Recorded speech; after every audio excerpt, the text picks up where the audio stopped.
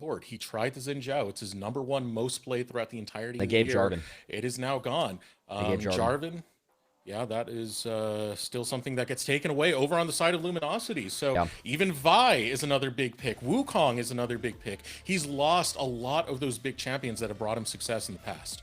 You guys can see Pantheon has gone through every single draft so far. The latest patch, they nerfed his clear speed damage against monsters on the Q and W, and that was it. Like, his clear speed cannot keep up with the likes of Jarvan and some other champs now, and you don't even want to play him in the Jarvan as you kind of get terrain gap there. So SDM, I mean, already signing up to be a little bit vulnerable to the Cataclysm.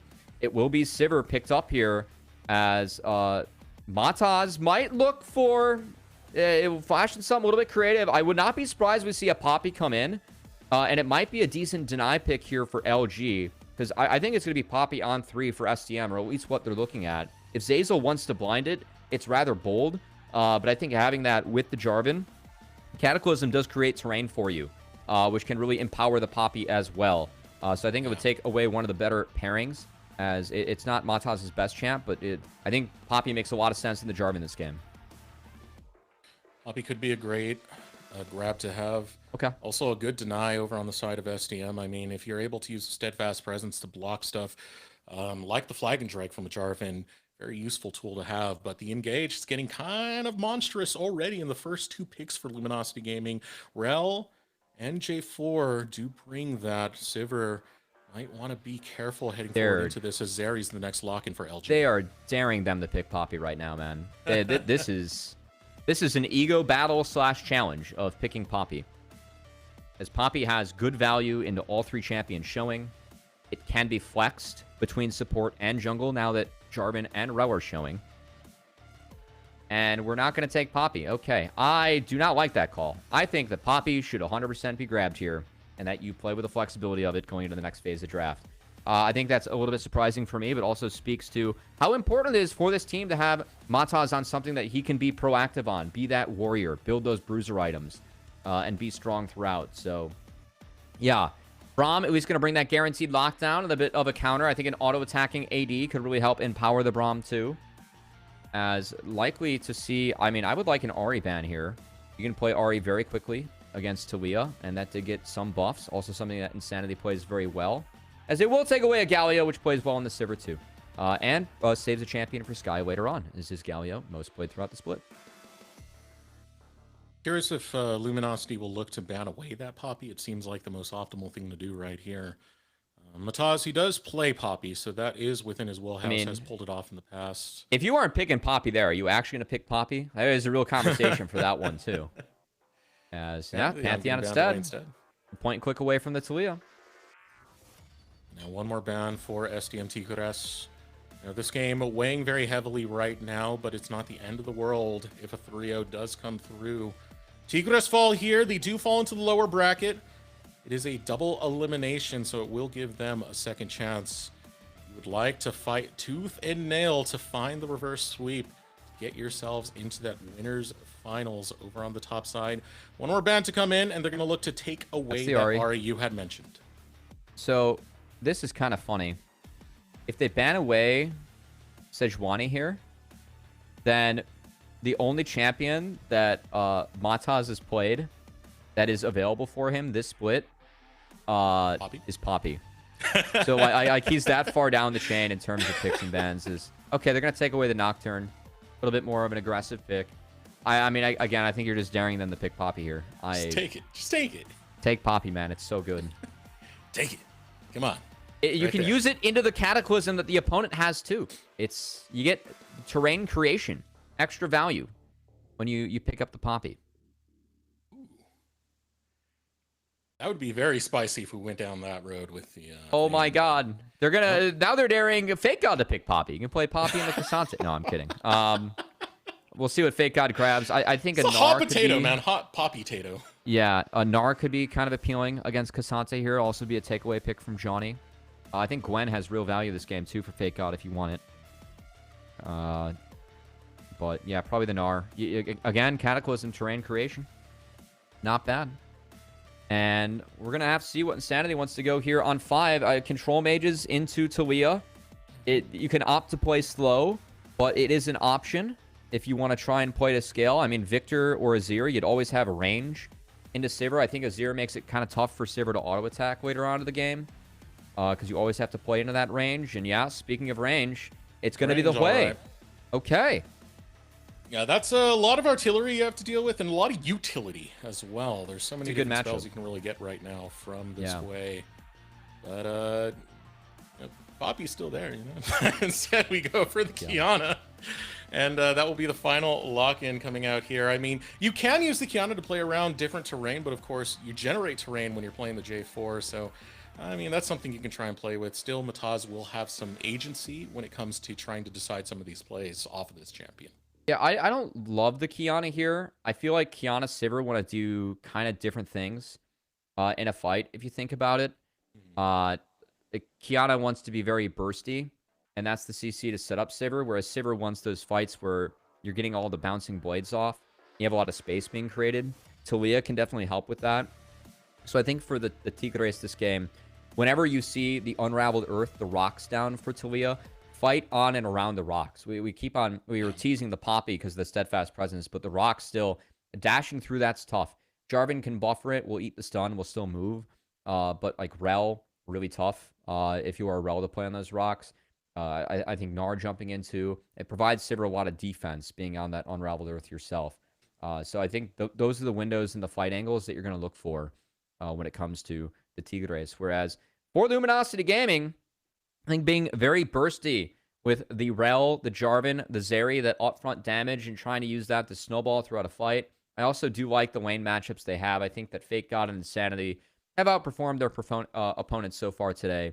And the Gnar and the Wei have very positive matchups against their opponents. So we'll see if that's enough for them to get an advantage and take this 1-3. What could be our final game, 2-0 is the lead so far. Match point. It is Luminosity Gaming versus SDM Tigres. Tigres back against the wall, but they fought through 5-game sluggers before. Can they make it happen again?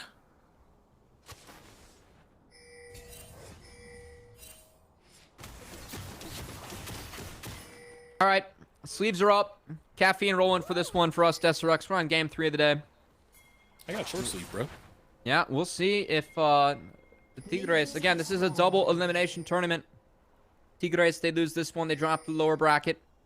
As it was only yesterday that was our do or die match to kind of make it into the rest of the double elimination bracket, so it was a big win for Estrel.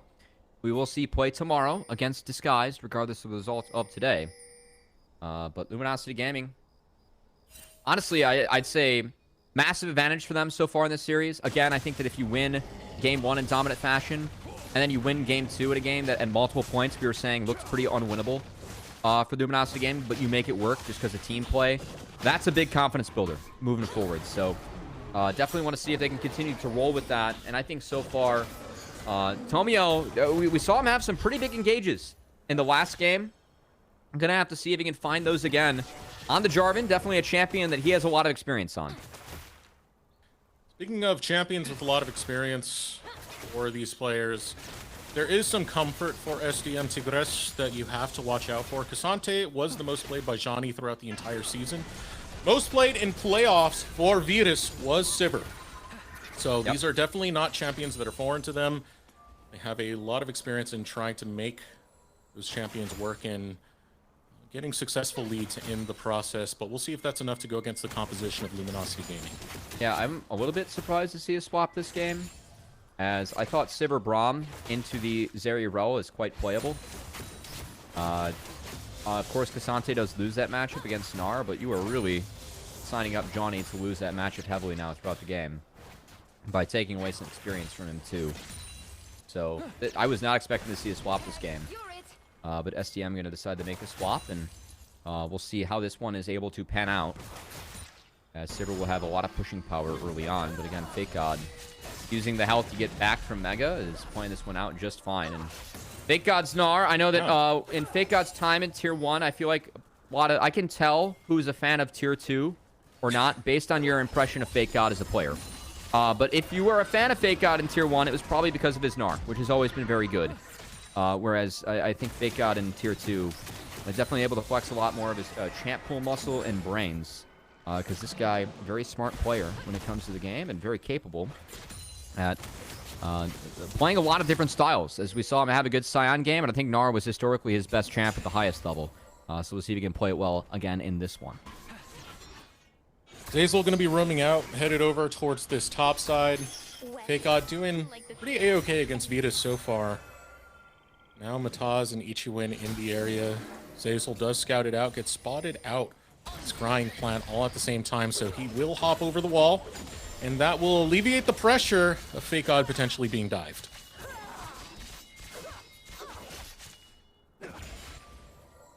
Swaps continue to be weird, as we'll say experience is kind of evened out now, or at least will after this wave. With really the only winner being Zeyzal versus Ichiwin, which I think they'll take if you are Luminosity Gaming. But hard to play into the Sivir Braum. It's very easy to proc the winner's bite with Sivir if you can't play in range. And it will just be Luminosity Gaming holding this wave for a potential Tomio visit coming in here. They should track that, or this is so warded off on this side. I don't think that Tomio can get in, but I think they were holding the wave just to see if they could do it just in cases. Meanwhile, that's a big play in the tactical, but he should be able to get out. Yeah, does find a nice flash, can easily hop right over that wall. So Summoner's going to be burnt with trade of flashes, Jauny, tactical. Now we pause. Haven't had a pause since game 1, fortunately. Tomio's pretty happy about it there in the bottom left, but besides that, see if we can get back. Hasn't his hair grown out since that picture? I think everyone on that team's hair grew out. I think they're all trying to go for the Insanity approach, who seems to be headbanging in the pause. You know, I want to. He's taking it in stride. Want to be bald, like your boy here? Like the majority of the LCS casters, you know. Zale, Kangas, even some of the coaches, and Arrow. The classic. Hey, you know. hey. Gaming, you know. and they say that gaming isn't stressful. You know, that's all the proof you need right there. I'll have you know, I was A rank on Bonchili's bald tier list. All right, so I'm up there, man. I'm up there. That's a big one. Shout out to our co-streamers. All the co-streamers, Bonchili being one of them. It was fun to meet her at LTA Finals. There was Citadel. Now back into the game we go. Yeah. We'll say one of the trends that we've had so far, Decerux, was it's been early dragon control and priority from Luminosity Gaming. Curious if we get that here again, as we do see the recall. Zeri's going to get back to bot lane first. Tactical will have push, and we could see Tomio get in here and try and take that early dragon. Jarvan does do it quite quickly with the attack speed steroid from the flag. And Tomio right on top of the vision control. You can tell that the idea is going to be focused into this dragon early. This is what LG have been doing. They did it in game number 1. Yep. Did it in game number 2.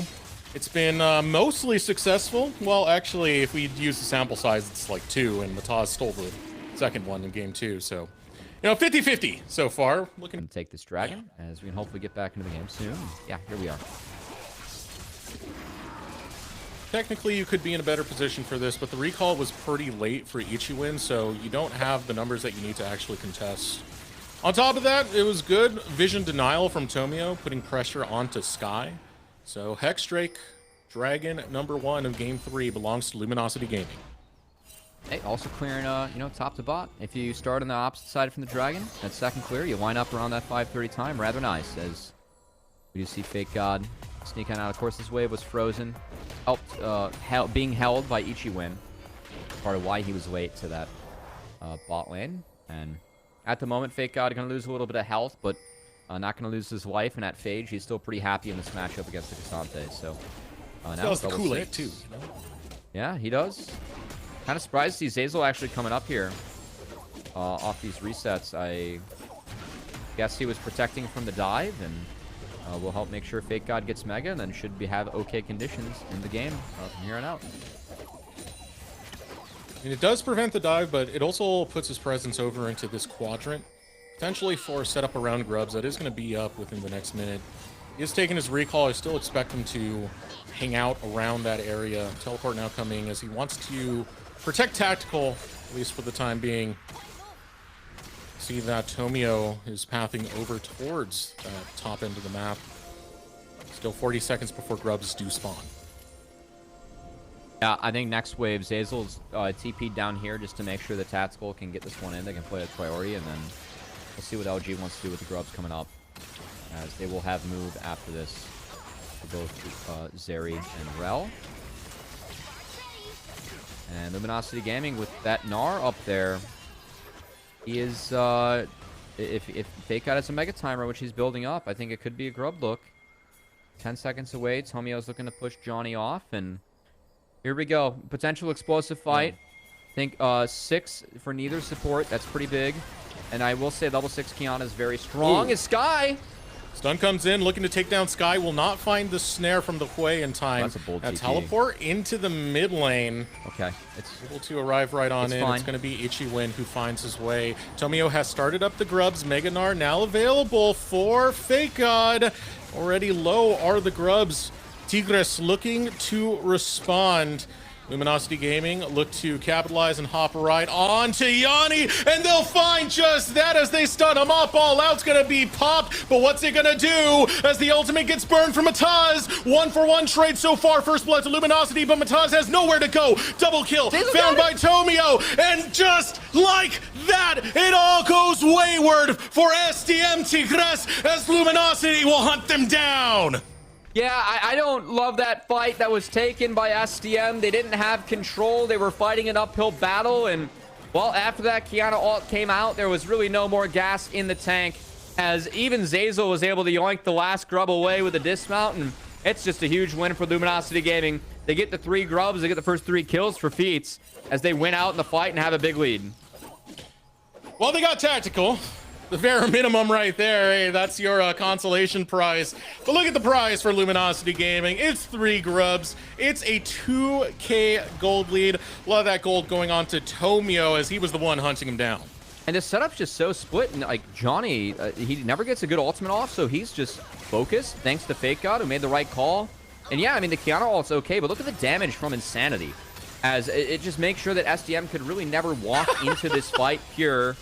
As I thought Insanity on the way again, using that range advantage, he played that fight very well, getting a lot of damage done. And I know it doesn't show in the scoreboard, but I thought Insanity did a really nice job of navigating that one.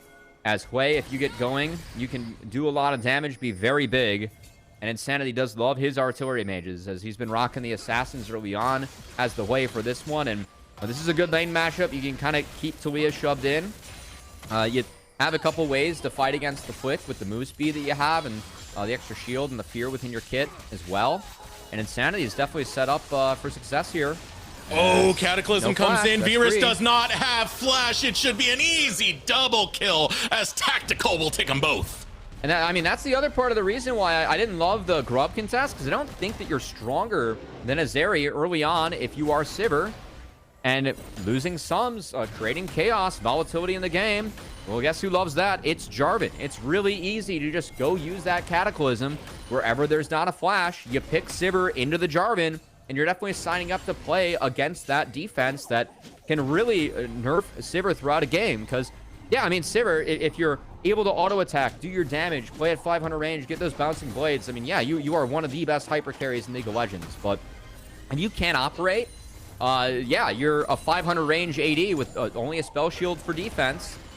And yeah, getting put in that Cataclysm, that's going to set up to give FakeGod a lot of opportunities. It'd be rather difficult to play up against this. Here's another combo coming in, and Virus is going down. Virus has nowhere to go but to the gray screen once again. They are punishing that flash being down. Now FakeGod looking to fight in underneath the tower. All in, is able to claim one, but here comes Tactical once again as he'll chew apart this Cassante. Not done yet. Jauny goes down, but here we go. We are not done. Tomio flag and drags and cuts off the escape route for Mataz, and the pain just keeps coming. Tomio happy to start this one up. The ultimate gonna be pop. Zeyzal taking a bit of damage, but it's a rampage for Tomio. And it's a 3 grub tower hit for the Zeri, who just got gifted multiple kills. There's no answer on the other side of the map to even try and contest for first brick, as LG are only a couple waves away from getting feats, or one objective away from getting it themselves too. And this game, I mean, this is looking more like game 1, Decerux, because this is all Luminosity Gaming. And I just don't think that SDM, like, again, I don't think that Kiana is the answer in this composition. You are so happy as a Poppy this game. If you just want to play Poppy, you play with the Talia, you play with a Sivir, you play with a Braum. Your defensive core around the Sivir is so good. Playing aggressive like this with a Kiana, Skyy. It might fit the members of the team. It doesn't fit the game, though, and things are going sideways. I got to give all the credit in the world to Tomio on punishing flash timers. This guy has gotten 2 kills on Virus with his flash down, a kill on Skyy with his flash down. He's currently 4-0-5. Tomio knows how to play the game. I mean, he's farming these guys as Jarvan. And Tomio, he loves to be aggressive. I think that he definitely has assumed a lot more control with LG. That's, I think, the growth point he really needed with this team. And him and Zeyzal have been a good pairing. Frankly, Tomio, I think on the come up, he always had the like some mechanics that were people were excited about him as a player, but he never really had that, you know, I'm a well-rounded jungler, I can play the map, until he met up with Zeyzal, and these two were really able to figure out, you know, how to play maps from start to finish together. That has been a real growth point for Tomio, as I think that his Maokai, you know, it's been banned for the entire day for a reason. But this is the bread and butter that Tomio made his name on early on. It's picking stuff like Rengar and going pedal to the metal and making sure you can play the game as fast as possible. Doing just that on the Jarvan right now. As Zeyzal going to see the blue buff being started. And no response will be something for Mataz, but not enough. And I just want to point out that Virus's flash is down again. So this is probably where things are going to haunt him. You know, Cataclysm, relatively low cooldown when it comes to its base form. It's about 120 seconds. Yeah. You know, we're already getting towards those critical levels a little bit later where it's going to go down even more. Sunder Skyy is complete. So this is where it's just going to continue to get painful because Tomio can eye up Virus and keep dropping that Cataclysm on him. And Sivir, no mobility will get you out of a Cataclysm unless you have your flash. I mean, it's just Jarvan gameplay time. And this is something where I'm working with teams early on. I've coached a lot of teams that aren't pro level. Sometimes it's just, you know, pick J4. We're going to talk about flash timers and how we play around it. And it's a real learning point. Because the flag and drag, the Cataclysm, if you don't have flash, you don't have mobility to get out of that, he is such a powerful and overwhelming champion. And Tomio just gets to assert his will onto the Rift however he wants right now. As, yeah, he's going to keep up the pressure on the Skyy. Insanity is going to get another wave in. Skye's going to have to miss that one. And the 3-grub team of Luminosity Gaming, I don't think there's any looking back from this one. It's going to look a lot more like Game 1 as LG is going to look to put away a rather decisive 3-0 with 2 games going their side and 1 game being a huge comeback victory. They probably had no business winning. That's a pretty solid way to win a best-of series. Gold lead just keeps adding up. They're rolling in the money right now, looking like Scrooge McDuck, diving into all those gold coins. It's so massive, only 15 minutes into this. You can see right now an objective bounty picked up, but such a consolation prize when you have Tomio on top of this Rift Herald who's looking to expand that gold lead and take more towers. Yeah, tower now for tower later, as at least the tower down bot did have a pity prize behind it, so the Tigres able to pick up a little bit of bonus gold from the objective bounty. But you gotta imagine that Rift Herald is gonna be dropped mid, out in sync with the next dragon, and yep, that dragon's gonna be a soul point available, as we'll say FakeGod. He's got Mega, has Flash, now back to Mini. He's gonna have to navigate out of this one. Ooh, a nice flash coming out from FakeGod, gets away from the Kiana ultimate, and now Jauny is going to be the one to collapse. SDM Tigres all arriving, but far too late, only showing up to the funeral of their top laner as LG look to take more to the gray screen. A flick coming out onto Tomio. He doesn't care. He'll change his attention right onto Ichiwin. Another kill picked up as FakeGod goes on a killing spree, but Tomio wants more. Cataclysm onto Virus. Tactical popping Virus's head as he gets a rampage of his own. Skyy left to die as Tactical gets a double kill. Well, back on the LTA North channel, but Luminosity Gaming still looking like they're on the NACL channel. They're taking care of business all across the map, as this is looking like a one-sided rout in favor of LG. And man, how FakeGod played out of that gank, very clean. Just the flash of the supreme display of talent. That's very nice there from FakeGod, as Zeyzal has a beautiful re-engage as well. And once FakeGod gets out of that supreme display of talent, that's all the gas in the tank just kind of gone for the Tigres. After that, just getting chased, getting routed under the tower as Jarvan for Tomio. And you talked about fighters, how important they are for the Tigres and for Mataz, really setting the tempo, setting the pace of this game. I think that the strategy for LG with that in mind, getting Tomio the priority junglers. This guy played Wukong and Jarvan in the same series. I think those are the two best junglers on this patch that Tomio got his hands on. And then his Vi, which he plays so damn well, too. And then you think about that, and you're relegating Mataz. I know Kiana's a strong champ, but we talked about how this feels like a champ that doesn't fit the rest of the draft. It feels like a champ that they put Mataz on because they know they need to have him on something fast, something damagey, something bruisery, which Kiana's assassin-y, but, you know, it's fine. It just ends up being not enough. And I really feel like this is kind of an uncohesive team composition because you want Poppy, you want Gala, you want tools like this to hold the door for Sivir. I don't think that Talia Kiana is really enough. And it doesn't matter if it's enough or not because LG, it's a 7K Goldie we're at right now. And these drafts have been incredible. I mean, these champions you were mentioning, they're also champions that Mataz is great at, as Virus has to burn his flash again. This man doesn't get to keep that summoner spell because Tomio's always there to deny it right from you. Now Dragon spawning as the inner mid lane tower gonna go down. Kitty Prize picked up over in the top lane. It'll be Skyy who takes down that tower, but now Dragon Soul point set up for Luminosity Gaming, and it's not gonna stop here, Cubby. No, I mean, Tomio able to play at this pace. Even getting a little cheesy there, taking away that flash from Virus. It was a good play as the Sivir is flashing into his own base at the 18-minute mark. That is a sign of the times here. As Luminosity Gaming, soul point for them. Another step towards making sure this is a 3-0 and a quick day for us here on the LTA North stream.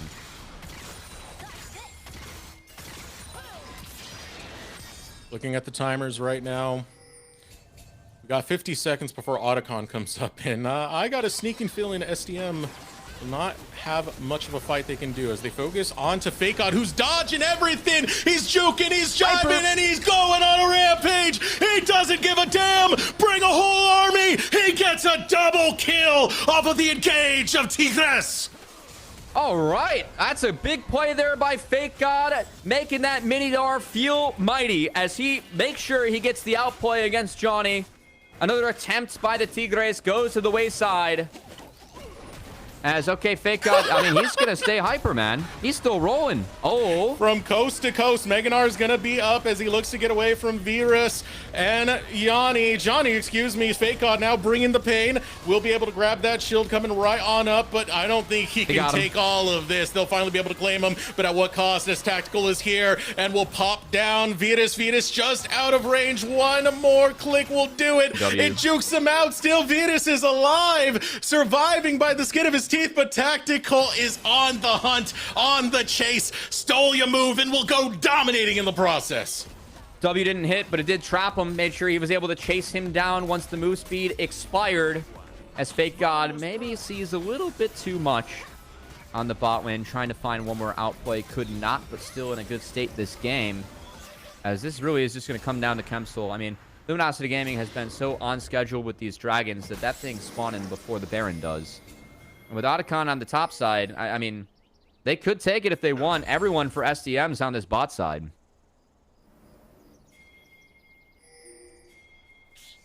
Luminosity Gaming setting up top side. Yeah, right off the spawn of the Otacon. And it's that easy. What are you going to do about it? VODS doesn't have flash. Skyy doesn't have flash. Tomio loves that. He will jump on you in a heartbeat, so you can't even risk it. Otacon taken by Luminosity Gaming. 8.3k gold lead. 21 minutes into this. This game has been hyper accelerated. We got 2 minutes 30 seconds before that Dragon Soul is available for Luminosity Gaming, and the fun doesn't stop.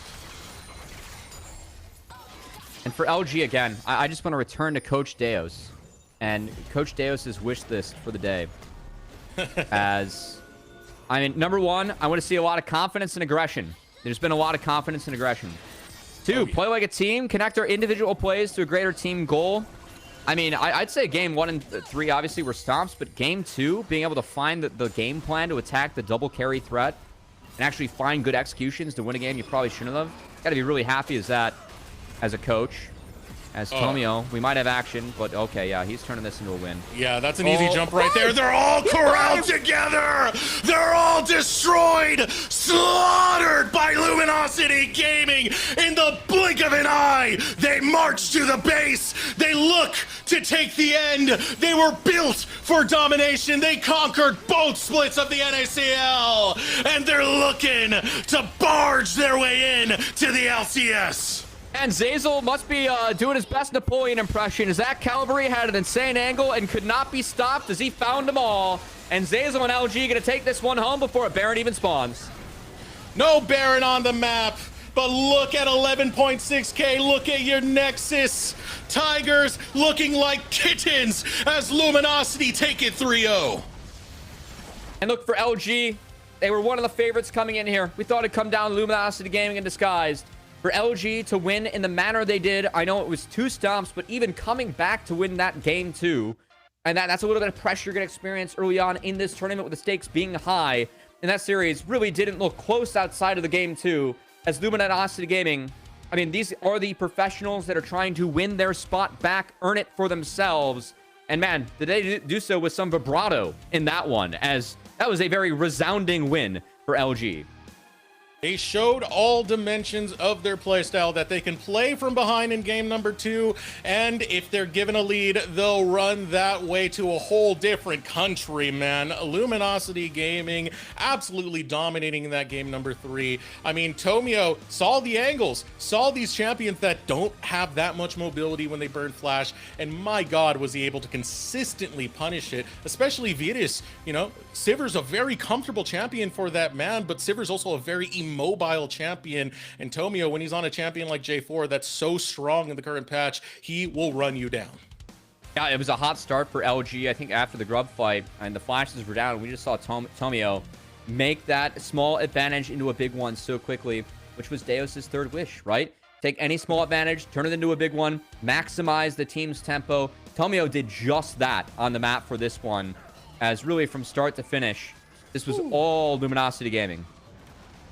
Yeah, absolute domination coming in. I mean, what much more can you really say right here? Even when Tigres was taking some of, you know, these plays that they were able to get a kill, it was not without consequence, man. Tomio was always there. He was the boogeyman, lying in wait, saying, I got another kill, I got another dollar, just waiting for my pocket. I mean, again, these replays, like, this game's over by the time post-grubs. We're just going to see Luminosity Gaming run them. Insanity had a quiet one in that game, but still, the damage on the way, I'm sure, in the post-game graph's going to be rather significant.